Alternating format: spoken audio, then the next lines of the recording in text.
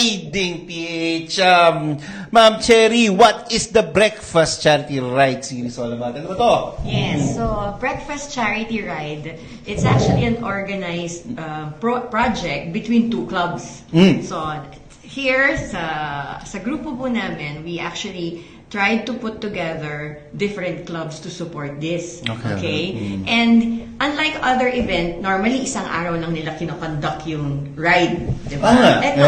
Ito, we started since May 10 and 1 month siya. Actually, extended pa hanggang June 15. It's a series because ang objective natin is to be able to raise funds. Okay? So, if isang day lang, limited ka lang sa supporters for 1 day. Okay?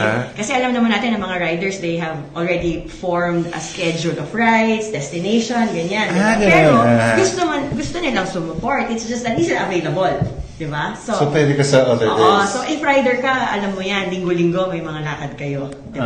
Ang schedule na. Yes. So sa atin, ang ginawa natin, it's a ride series wherein there are two clubs who are spearheading it. That would be Ducati Club South and Saigon Shrine Club. Yeah. So ano siya, mahaba siyang activity, not just 1 day.